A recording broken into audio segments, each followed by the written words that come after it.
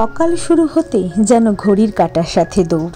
ঘরের কাজ, এটা ওটা, সংসারের প্রতি ছোট বড় রেসপন্সিবিলিটিগুলো একটার পর একটা দরজায় এসে নক করে। মাঝে মাঝে মনে হয় আমি নিজেই একটা চলমান সিস্টেম হয়ে গিয়েছি, যা প্রতিটি মুভ ওয়ার্কফ্লো অনুযায়ী চলতে হবে, কারণ থেমে গেলে পুরো ইকোসিস্টেমই থেমে যাবে। তাই চলতে আমাকে হবেই মেশিনের মতো। শরীর ভালো থাক বা খারাপ, চলতে আমাকে হবেই। আমি বসে পড়লে পুরো সিস্টেমটাই তো বসে যাবে। ওই যে আগে বললাম। গুড মর্নিং সবাইকে, আমি সুস্মিতা। আজ আবার চলে এসেছি একটা নতুন ব্লগ শেয়ার করতে। সকালে উঠেই প্রথমে চা করে নিলাম, আর ভোরবেলা আমার ওষুধ খাওয়া হয়ে গেছে। জল খেয়ে ভালো করে একটু তারপরে চাটা খেলাম, একটু ঠান্ডা মাথায় শান্তি করে। এই একটা ক্রিম ক্র্যাকার বিস্কুট দিয়ে চাটা খেলাম। তারপরে যা যা কাজকর্ম আছে সেগুলোকে শুরু করতে হবে। আর আজকে না কাজ করতে করতে একটা জিনিস ভাবলাম যে বিকেলে একটু বেরিয়ে যাওয়া দরকার। আর ভালো লাগছে না এই একঘেয়ে ঘরকন্যার কাজ করা, আর ভালো লাগছে না। বন্ধুরা অনেক দিন ধরেই বলছিল চল না কোথাও একটু যাই, আমরা সবাই মিলে একটু রিফ্রেশ হয়ে আসি। কিন্তু কোথায় যাব সেটাই তো খুঁজে পাচ্ছিলাম না যাওয়ার জন্য।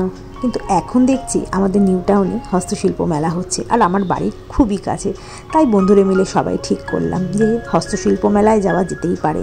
Old vibes, new collection, must visit place. আর সত্যি বলতে কি, এই ধরনের মেলায় গেলে মনটা একটু অন্যরকম হয়ে যায়। মাটির হাঁড়ি গন্ধ, কাঠের পুতুলের কর কর শব্দ, হাতে বোনা ব্যাগের নরম টেক্সচার, সব মিলিয়ে যেন শৈশব আর বড় হওয়ার দিনগুলো একসাথে হাত ধরে হাঁটে। তাই ঠিক করেছি বিকেলের দিকে একটু টাইডি আপ করে চুপচাপ সাজগোজ করে বেরিয়ে পড়বো বন্ধুদের সাথে হস্তশিল্প মেলার উদ্দেশ্যে। কিছু কিনি বা না কিনি, মেলায় গিয়ে অল্প একটু শান্তি, একটু রং আর নিজের জন্য হারানো হাসিটাকে ফিরিয়ে অবশ্যই আনবো। কি বলো তোমরা, তোমাদের মেলায় যেতে কেমন লাগে? সকাল থেকে মেলা মেলা করে তো নাচলে হবে না, ঘরের কাজও করতে হবে। তাই একে একে সব কাজগুলোকে একটু গুছিয়ে নিলাম। দেখো কি চকচক হয়ে গেছে, আর ভীষণ ধুলো পড়ে তোমরা তো জানোই। আর এইদিকে কিছু জামা কাপড় আছে, সেগুলোকেও মোটামুটি একটু ভাঁজ করে নিলাম। কারণ ওই যে অগোছালো জিনিস ঘরের মধ্যে পড়ে থাকবে, টেবিলে পড়ে থাকবে বা সোফায় পড়ে থাকবে, সেটা একদম ভালো লাগে না। আর আজকে রান্না হবে কী সেটাও মোটামুটি একটু বের করে রাখলাম। পনির হবে আজকে, আর এই যে ফুলকপি দিয়ে আলু দিয়ে চচ্চড়ি, আর আজকে ফ্রাইড রাইস হবে। আর সাথে হবে আলু দিয়ে, পনির দিয়ে আর কসুরি মেথি, এই সমস্ত দিয়ে একটা তরকারি করে দেবে।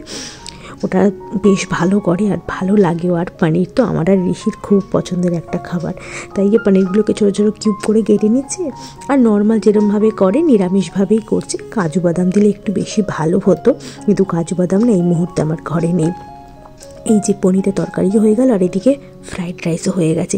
দুটোই খুব ভালো হয়েছিল খেতে। কাজকর্ম মোটামুটি সব কিছু কমপ্লিট। এখন ঋষিকে নিয়ে একটু চুল কাটতে যাব।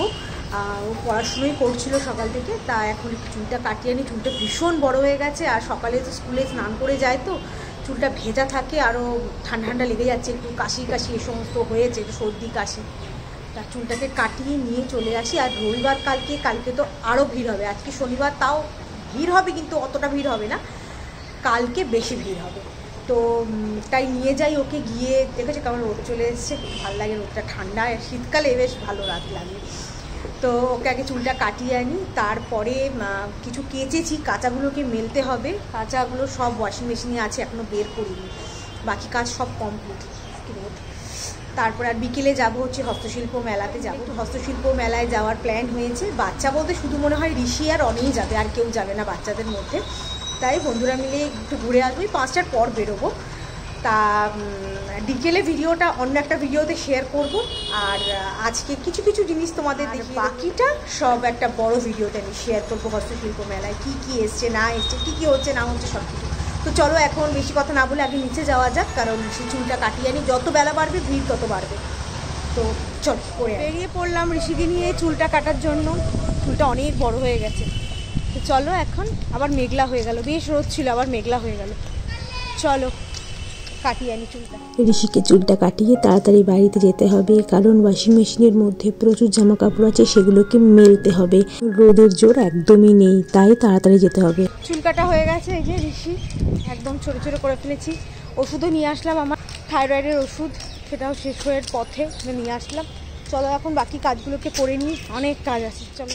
বাড়িতে এসে এক মুহূর্ত টাইম নষ্ট করিনি, এসেই আগে জামা কাপড়গুলোকে মেলে দিলাম, কারণ ওই যেই বললাম রোদের তাপ সেরকম নেই, তার জন্য মেলে দিলাম। যেটুকু শোকাবে বাকিটা ঘরে মেলে দেবো।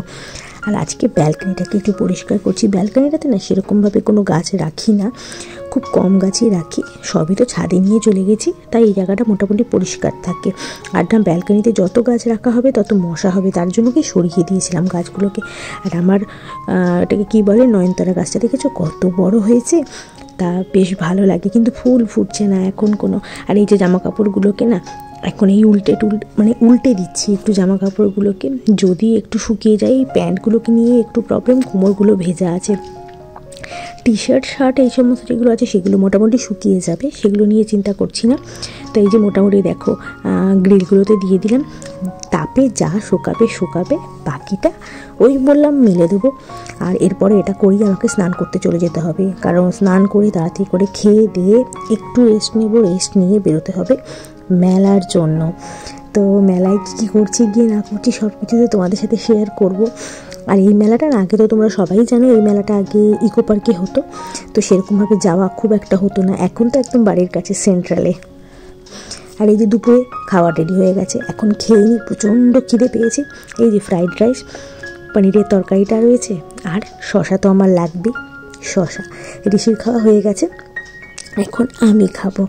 তো চলো, দেখতে কিন্তু প্লেটটা দারুণ লাগছে, তাই না? কি বলো? এটা আমি শর্টসেও ছেড়েছি, ভিডিওটা দেখে নিও তোমরা। এখন বাজে 5টা, তাই তো? হ্যাঁ 5টা বাজে এখন। তো আমি পুরো রেডি আছি, বাইরেও সন্ধেও লেগে গেছে। এখন যে কি এই শীতকালে তাড়াতাড়ি সন্ধে নেমে যায়, তো খুব একটা ঠান্ডা লাগছে না। বাইরে জামা কাপড়গুলোকে তুলে রেখেছি, আর ঋষিও রেডি হয়ে গেছে, আমিও রেডি আছি একদম। এখন জাস্ট গায়ে একটা চাদর নেবো, সোয়েটারও পরবো না, গায়ে একটা চাদর নিয়ে নেবো। আর আজকে যে কি যে ভিড়ের সম্মুখীন হতে হবে সেটা বুঝতেই পারছি, কারণ শনিবার আজকে। তো চলো এখন রেডি হয়ে গেছি, এখন দেখি চাই নিচে যাই কারা কারা নেমেছে। 5টায় তো সবাইকে বলা হয়েছে, 5টা কিন্তু এটা 5টা বাজতে, মানে এখন 5টা বাজে 5, মানে 10 মিনিট ফার্স্ট এটা এই ঘড়িটা। তো এখনো 5টা কিন্তু বাজেনি, কিন্তু বাইরে আজান শুরু হয়ে গেছে। ঠিক আছে চলো, এখন বেশি কথা বলে লাভ নেই, একদম ওখানে গিয়ে সব কিছু দেখাচ্ছি। কতটা কথা বলতে পারবো বলতে পারছি না, কারণ ওখানে প্রচুর ভিড়। আমি বাকিগুলো সব ভয়েস ওভার করে দেবো। আর চলো ওখানে আগে যাই, তারপরে দেখি কি কি এসছে না এসছে সব কিছু তোমাদের সাথে শেয়ার করছি। চলো। চলে এসেছি হস্তশিল্প মেলায়, আর মেলাতে ঢুকেই মনে হলো এই জায়গাটা যেন একটা আলাদা ইউনিভার্স। রং, গন্ধ, মানুষ, হাসি সব কিছুতেই একটা pure nostalgia mixed with fresh vibes আছে। চারিদিকে হাতের কাজের স্টল, সব কিছুতে এই শিল্পীদের পরিশ্রমের ছাপ। বন্ধুদের সাথে হাঁটতে হাঁটতে প্রতিটা স্টলে গিয়ে মনে হচ্ছে এগুলো তো ঘর সাজানোর জিনিস নয়, মনের ভিতরের আনন্দ সাজানোর জিনিস।